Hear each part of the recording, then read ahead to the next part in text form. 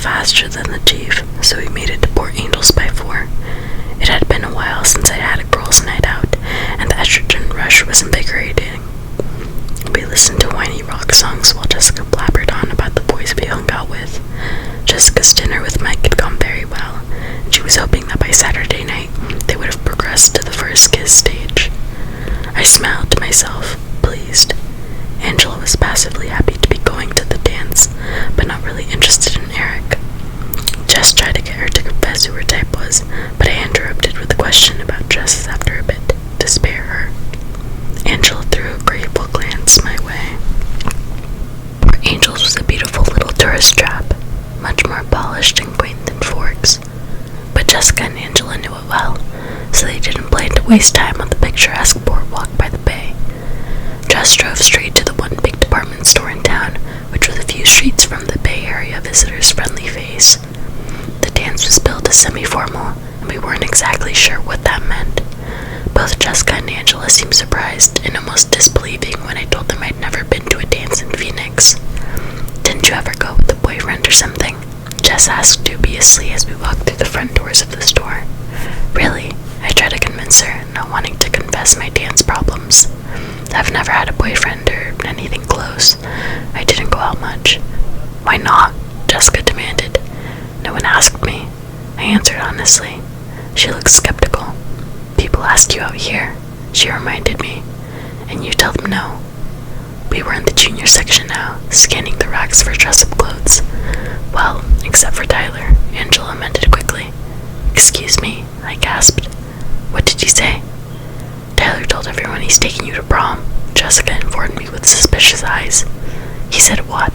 I sounded like I was joking. "I told you it wasn't true," Angela murmured to Jessica. I was silent, still lost in shock that was quickly turning to irritation, but we found the dress racks, and now we had work to do.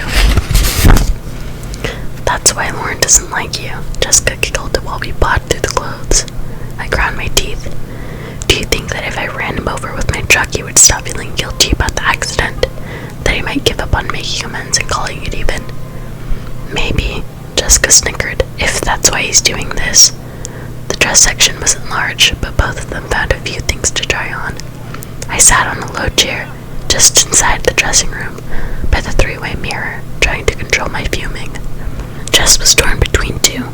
One, a long, strapless, basic black number. The other, a knee-length electric blue with spaghetti straps. I encouraged her to go with the blue. Why not play up the eyes? Angela chose a pale pink dress that draped around her tall frame nicely and brought out honey tints in her light brown hair. I complimented them both generously and helped by returning the rejects to their racks. The whole process was much shorter and easier than similar trips I'd taken with Renee at home. I guess there was something to be said for limited choices. We headed over to shoes and accessories. While they tried things on, I merely watched and critiqued, not in the mood to shell for myself, though I didn't need new shoes. The girls' night I was wearing off in the wake of my annoyance at Tyler, leaving room for the gloom to move back in. "Angela," I began, hesitant, while she was trying on a pair of pink strappy heels. She was overjoyed to have a date tall enough that she could wear high heels at all. Jessica had drifted to the jewelry counter, and we were alone. "Yes," she held her leg out, twisting her ankle to get a better view of the shoe. I chickened out. "I like those. I think I'll get them, though they'll never match anything but the one dress," she mused. "Oh, go ahead. They're on sale," I encouraged. She smiled, putting the lid back on the box that contained more practical-looking off-white shoes. I tried again. Angela." She looked up curiously. "Is it normal for the Cullens?"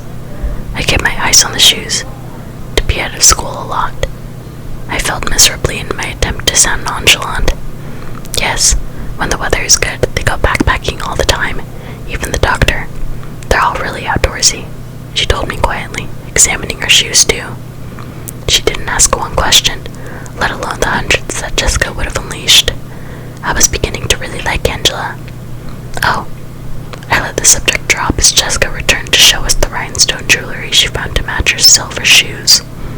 We planned to go to dinner at a little Italian restaurant on the boardwalk, but the dress shopping hadn't taken as long as we'd expected. Jess and Angela were going to take their clothes back to the car and then walk down to the bay. I told them I would meet them at the restaurant in an hour. I wanted to look for a bookstore. They were both willing to come with me, but I encouraged them to go have fun. They didn't know how preoccupied I could get when surrounded by books. It was something I preferred to do alone. They walked off to the car chattering happily, and I headed in the direction Jess pointed out. I had no trouble finding the bookstore, but it wasn't what I was looking for. The windows were full of crystals, dream catchers, and books about spiritual healing. I didn't even go inside. Through the glass, I could see a 50-year-old woman with long gray hair worn straight down her back, clad in a dress right out of the 60s, smiling welcomely from behind the counter. I decided that was one conversation I could skip. There had to be a normal bookstore in town. I meandered through the streets, which were filling up with end-of-the-workday traffic, and hoped I was heading toward downtown. I wasn't paying much attention as I should to where I was going. I was wrestling with despair. I was trying so hard not to think about him and what Angela had said, and more than anything trying to beat down my hopes for Saturday, fearing a disappointment more painful than the rest. When I looked up to see someone's silver Volvo parked along the street, and it all came crashing down on me. The stupid, unreliable vampire, I thought to myself. I stomped along in a southerly direction toward some glass-fronted shops that looked promising, but when I got to them, they were just a repair shop in a vacant space. I still had too much time to go looking for Jess and Angela yet, and I definitely needed to get my mood in hand before I met back up with them. I ran my fingers through my hair a couple of times and took some deep breaths before I continued around the corner. I started to realize, as I crossed another road, that I was going the wrong direction. The little foot traffic I had seen was going north, and it looked like the buildings were mostly warehouses. I decided to turn east on the next corner, and then loop around after a few blocks and try my luck on a different street on the way back to the boardwalk. A group of 4 men turned around the corner I was heading for, dressed too casually to be heading home from the office, but they were too grimy to be tourists. As they approached me, I realized they weren't too many years older than I was. They were joking loudly amongst themselves, laughing raucously and punching each other's arms. I scooted as far to the inside of the sidewalk as I could to give them room, walking swiftly, looking past them to the corner. "Hey there," one of them called as they passed, and he had to be talking to me since there was no one else around. I glanced up automatically. 2 of them had paused.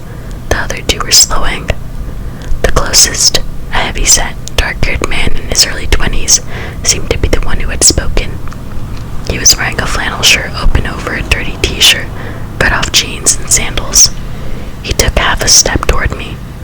"Hello," I murmured, a knee-jerk reaction. Then I quickly looked away and walked faster towards the corner. I could hear them laughing at full volume behind me. "Hey, wait!" one of them called after me again, but I kept my head down and rounded the corner with a sigh of relief. I could still hear them chortling behind me. I found myself on a sidewalk leading past the backs of several somber-colored warehouses, each with large bay doors for unloading trucks, padlocked for the night. The south side of the street had no sidewalk, only a chain-link fence topped with barbed wire protecting some kind of engineering parts storage yard. I'd wandered far past the part of Port Angels that I, as a guest, was intended to see. It was getting dark, I realized. The clouds finally returning, piling up on the western horizon, creating an early sunset. The eastern sky was still clear, but graying, shot through the streaks of pink and orange. I'd left my jacket in the car, and a sudden shiver made me cross my arms tightly across my chest. A single van passed me, and then the road was empty. The sky suddenly darkened further, and, as I looked over my shoulder to glare at the offending clouds, I realized with a shock that 2 men were walking quietly 20 feet behind me. They were from the same group I'd passed at the corner, though neither was the dark one who had spoken to me. I turned my head forward at once, quickening my pace. A chill that had nothing to do with the weather made me shiver again. My purse was on the shoulder strap, and I had it slung across my body, the way you were supposed to wear it so it wouldn't get snatched. I knew exactly where my pepper spray was, still in my duffel bag under the bed, never unpacked. I didn't have much money with me, just a 20 and some ones, and I thought about accidentally dropping my bag and walking away. But small, frightened voice in the back of my mind warned me that they might be something worse than thieves. I listened intently to their quiet footsteps, which were much too quiet when compared to the boisterous noise they had been making earlier, and it didn't sound like they were speeding up or getting any closer to me. Breathe, I had to remind myself. You don't know they're following you. I continued to walk as quickly as I could without actually running, focusing on the right-hand turn that was only a few yards away from me. I could hear them, staying as far back as they'd been before. A blue car turned onto the street from the south and drove quickly past me. I thought of jumping out in front of it, but I hesitated, inhibited, unsure that I was really being pursued, and then it was too late. I reached the corner, but a swift glance revealed that it was only a blind drive to the back of another building. I was half-turned in anticipation. I had to hurriedly correct and dash across the narrow drive back to the sidewalk. The street ended at the next corner where there was a stop sign. I concentrated on the faint footsteps behind me, deciding whether or not to run. They sounded farther back though, and I knew they could outrun me in any case. I was sure to trip and go sprawling if I tried to go any faster. The footfalls were definitely further back. I risked a quick glance over my shoulder, and they were maybe 40 feet back now. I saw with relief, but they were both staring at me. It seemed to take forever for me to get to the corner. I kept my pace steady, and the men behind me falling ever so slightly further back with every step. Maybe they realized they had scared me and were sorry. I saw 2 cars going north past the intersection I was heading for, and I exhaled in relief. There were more people around once I got off this deserted street. I skipped around the corner with a grateful sigh and skidded to a stop. The street was lined on both sides by blank, doorless, windowless walls. I could see in a distance 2 intersections down, street lamps, cars, and more pedestrians, but they were all too far away, because lounging against the western building midway down the street were the 2 other men from the group, both watching with excited smiles as they froze dead on the sidewalk. I realized then that I wasn't being followed. I was being herded. I paused only for a second, but it felt like a very long time. I turned then and darted to the other side of the road. I had a sinking feeling that it was a wasted attempt. The footsteps behind me were louder now. There you are! The booming voice of a stocky, dark-haired man shattered the intense quiet and made me jump. In the gathering darkness, it seemed like he was looking past me. Yeah! A voice called loudly from behind me, making me jump again as I tried to hurry down the street. We just took a little detour.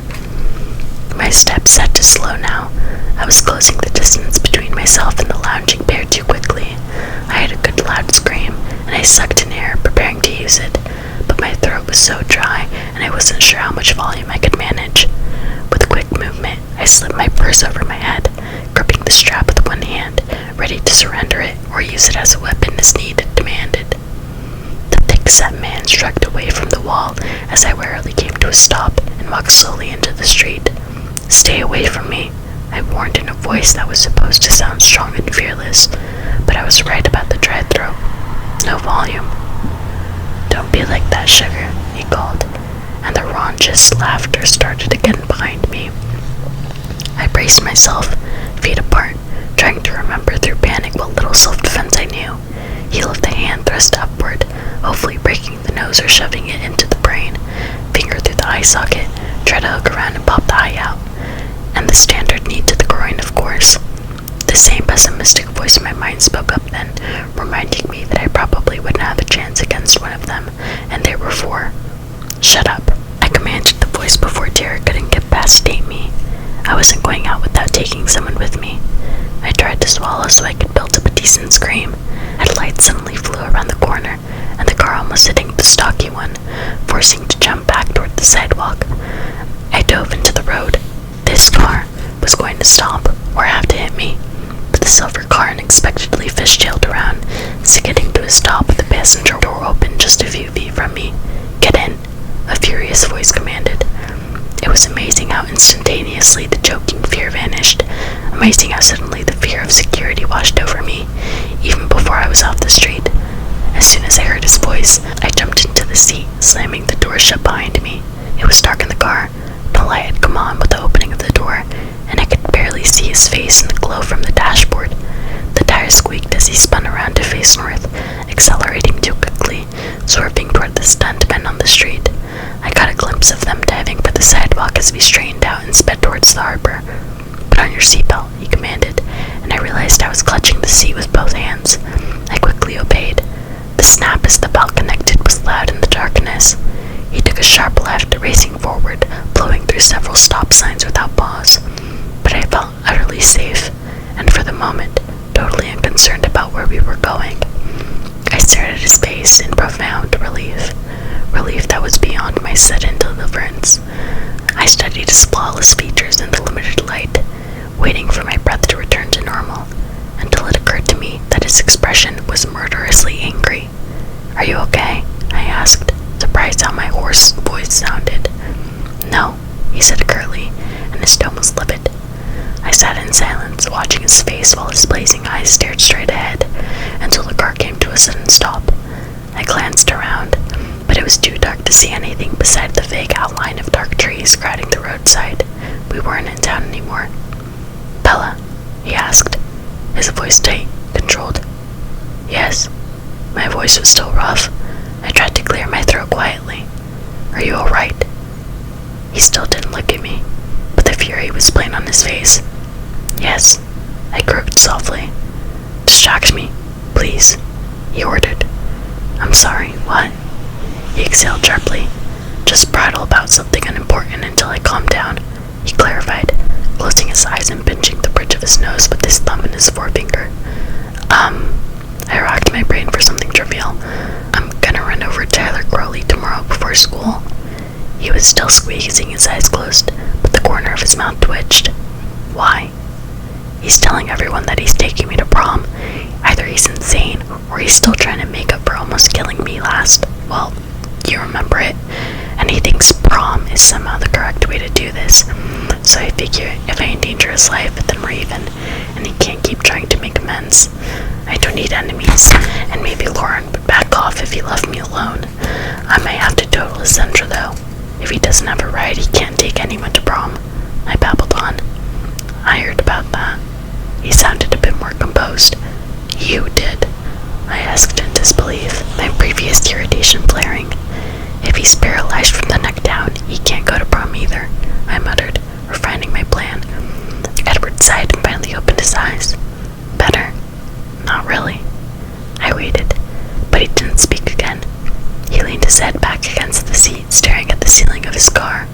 His face was rigid. "What's wrong?" My voice came out in a whimper.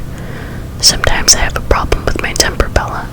He was whispering too, and as he stared out the window, his eyes narrowed into slits. "But it wouldn't be helpful for me to turn around and hunt down those..." He didn't finish his sentence, looking away, struggling for a moment to control his anger again.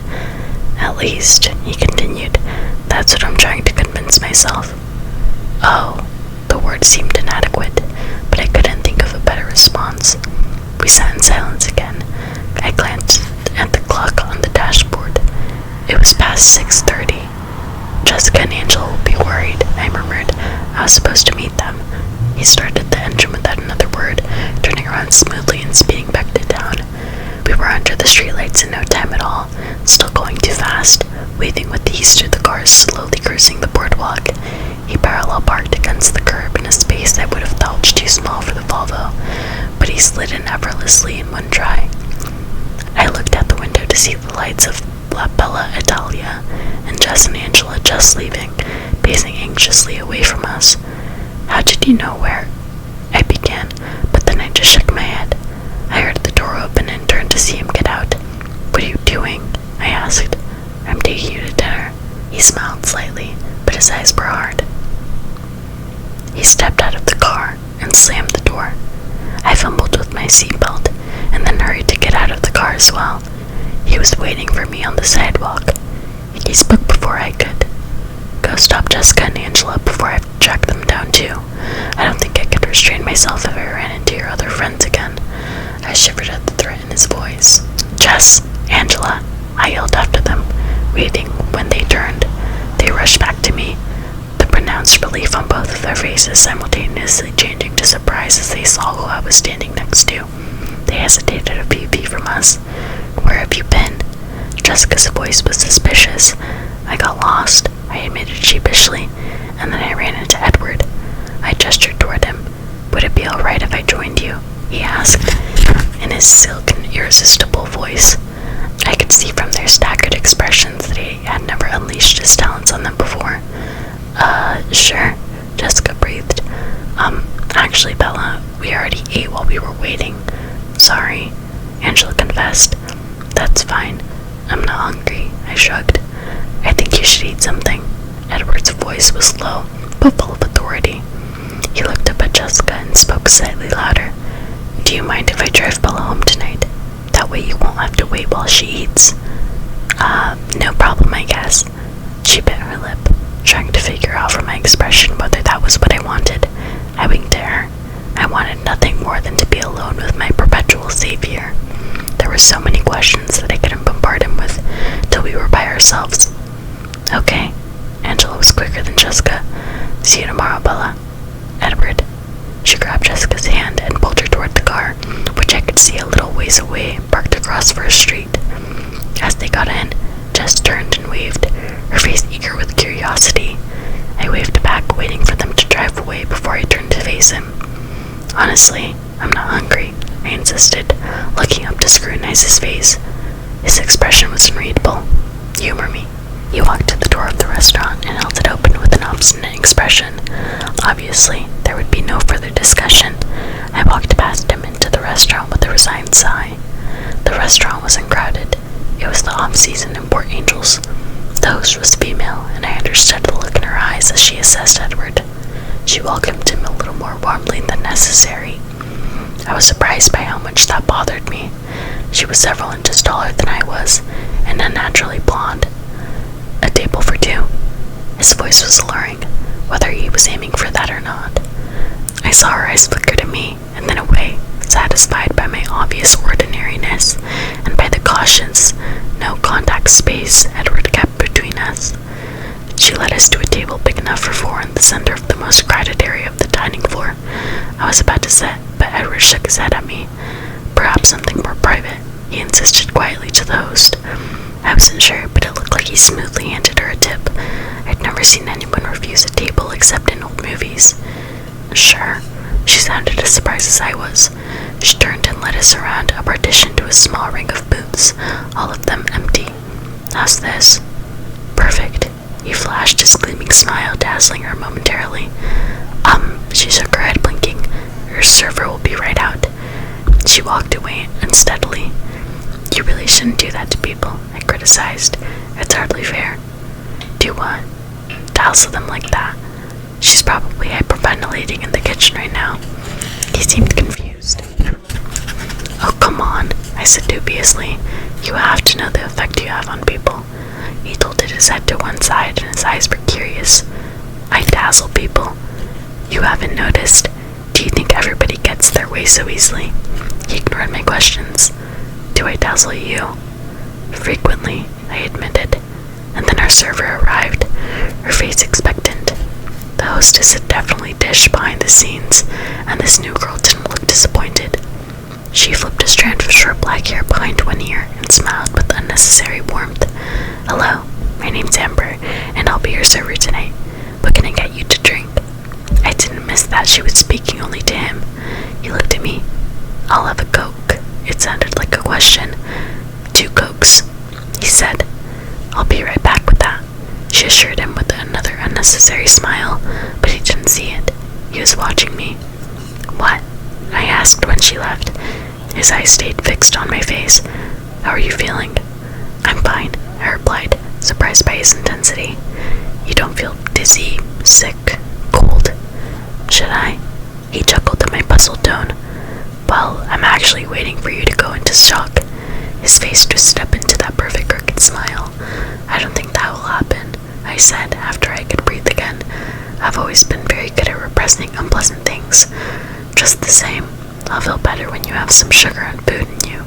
Right on cue, the waitress appeared with her drinks and a basket of breadsticks. She stood with her back to me as she placed them on the table. Are you ready to order? She asked Edward. Bella, he asked. She turned unwillingly toward me. I picked the first thing I saw on the menu. I'll have the mushroom ravioli. And you? She turned back to him with a smile. Nothing for me, he said. Of course not. Let me know if you change your mind. The coy smile was still in place, but he wasn't looking at her, and she left dissatisfied. Drink, he ordered. I sipped at my soda obediently, and then drank more deeply, surprised by how thirsty I was. I realized I had finished the whole thing when he pushed his glass toward me. Thanks, I muttered, still thirsty. The cold from the icy soda was radiating through my chest, and I shivered. Are you cold? It's just the Coke, I explained, shivering again. Don't you have a jacket? His voice was disapproving. Yes, I looked at the empty bench next to me. Oh, I left it in Jessica's car, I realized. Edward was struggling out of his jacket. I suddenly realized that I never once noticed what he was wearing, not just tonight, but ever. I couldn't seem to look away from his face. I made myself look now, focusing. He was removing a light beige leather jacket now. Underneath, he wore an ivory turtleneck sweater. It fit him snugly, emphasizing how muscular his chest was. He handed me the jacket, interrupting my ogling. Thanks, I said again, sliding my arms into his jacket. It was cold, the way my jacket felt when I first picked it up in the morning, hanging it in the drafty hallway. I shivered again. It smelled amazing. I inhaled, trying to identify the delicious scent. It didn't smell like cologne. The sleeves were much too long. I shoved them back so I could free my hands. That color blue looks lovely with your skin, he said, watching me. I was surprised. I looked down, flushing, of course. He pushed the bread basket toward me. Really, I'm not going to go into shock. I protested. You should be. A normal person would be. You don't even look shaken. He seemed unsettled. He stared into my eyes, and I saw how light his eyes were. Lighter than I'd ever seen them. Golden butterscotch. I feel very safe with you, I confessed, mesmerized into telling the truth again. That displeased him. His alabaster brow frowned. He shook his head, frowning. This is more complicated than I planned, he murmured to himself. I picked up a breadstick and began nibbling on the end, measuring his expression. I wondered when it would be okay to start questioning him. Usually you're in a better mood when your eyes are so light, I commented, trying to distract him from whatever thought had left him frowning and somber. He stared at me, stunned. What? You're always crabbier when your eyes are black, I expected then. I went on. I have a theory about that. His eyes narrowed. More theories. I chewed on a small bite of the bread, trying to look indifferent. I hope you were more creative this time. Or are you still stealing from the comic books? His faint smile was mocking. His eyes were still tight. Well, no, I didn't get it from a comic book, but I didn't come up with it on my own either, I confessed. And, he prompted. But then the waitress strode around the partition with my food. I realized we'd been unconsciously leaning toward each other across the table because we both straightened up as she approached. She set the dish in front of me. It looked pretty good, and turned quickly to Edward. Did you change your mind? She asked. Isn't there anything I could get you? I may have been imagining the double meaning in her words. No, thank you, but some more soda would be nice. He gestured with a long white hand to the empty cups in front of me. Sure. She removed the empty glasses and walked away.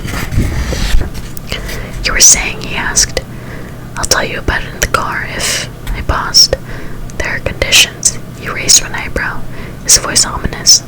I do have a few questions, of course. Of course. The waitress was back with 2 more Cokes. She set them down without a word this time and left again. I took a sip. Well, go ahead. He pushed, his voice still hard. I stared with the most undemanding, or so I thought. Why are you in Port Angels?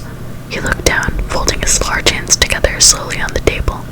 His eyes flickered up at me from under his lashes, the hint of a smirk on his face. Next. But that's the easiest one, I objected. Next, he repeated. I looked down frustrated. I unrolled my silverware, picked up my fork, and carefully speared my ravioli. I put it in my mouth slowly, still looking down, chewing while I thought. The mushrooms were good. I swallowed and took another sip of Coke before I looked up. Okay then, I glared at him and continued slowly. Let's say, hypothetically of course, that someone could know what people are thinking, read minds,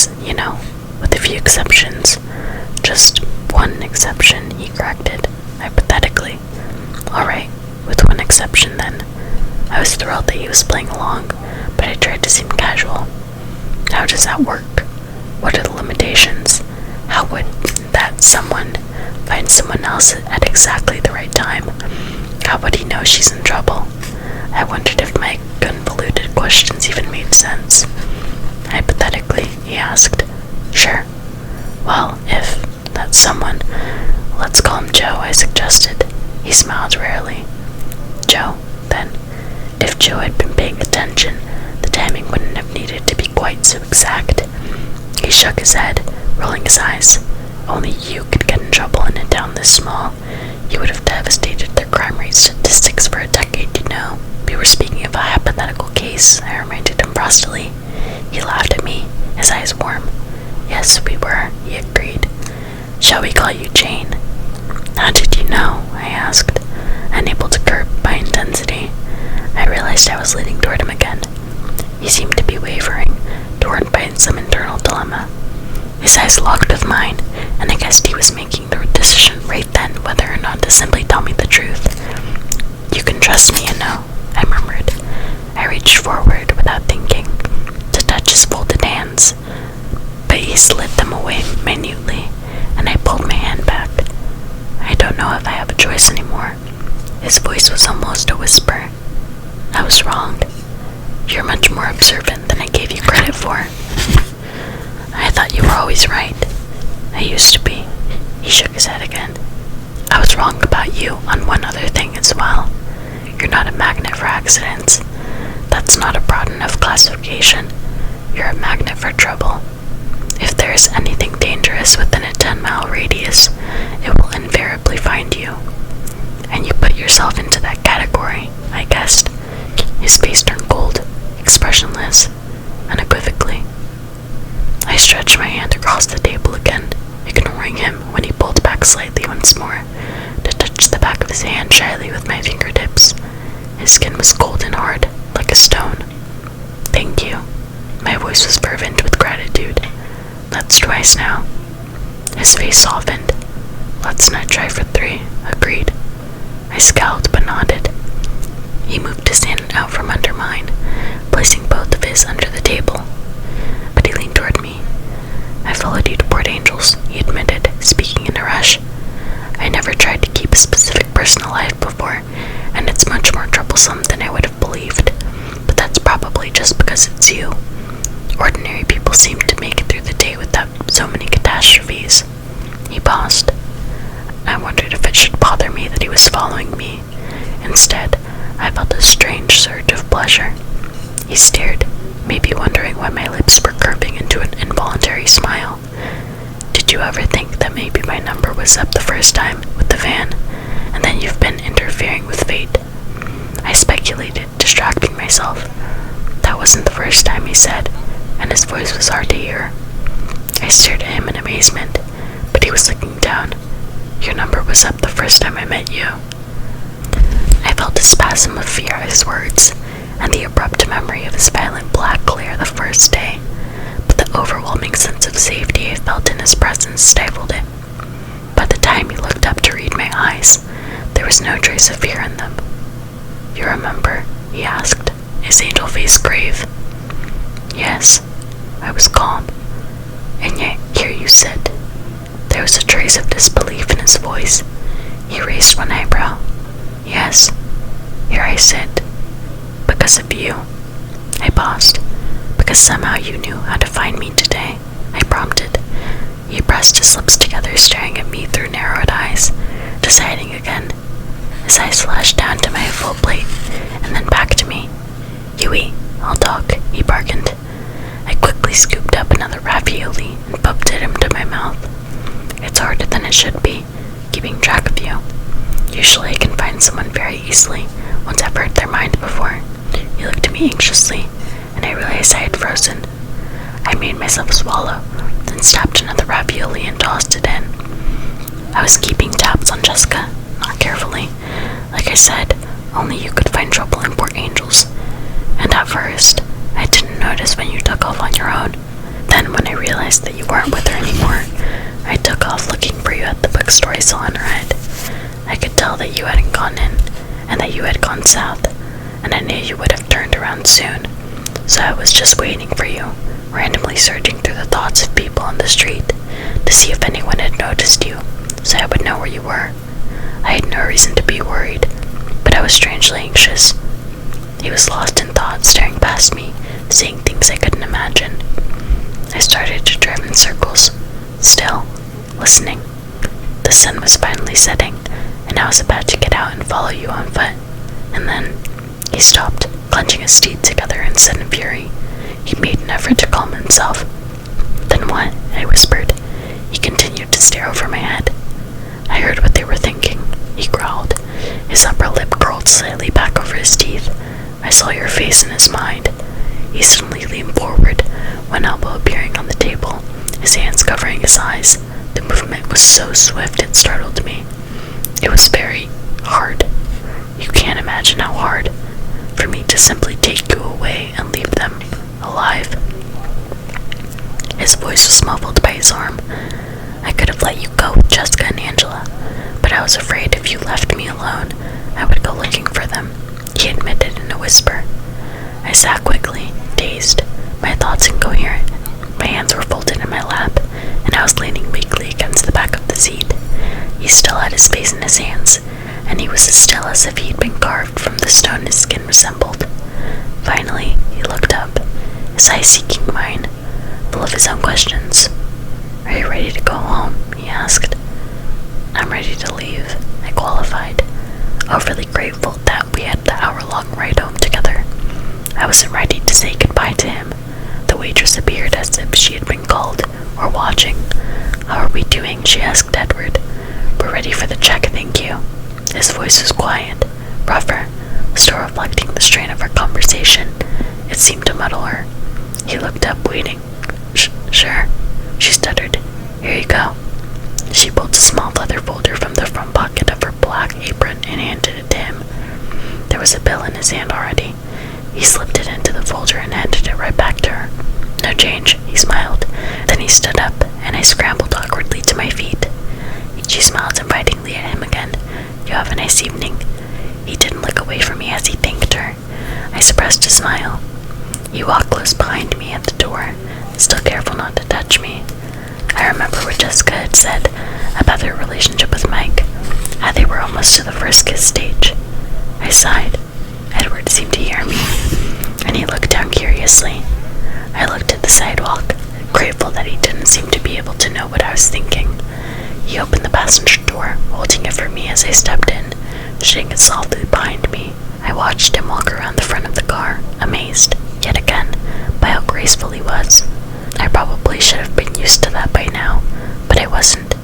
I had a feeling Edward wasn't the kind of person anyone got used to. Once inside the car, he started the engine and turned the heater on high. It had gotten very cold, and I guess the good weather was at an end. I was warm in his jacket, though, breathing in the scent of it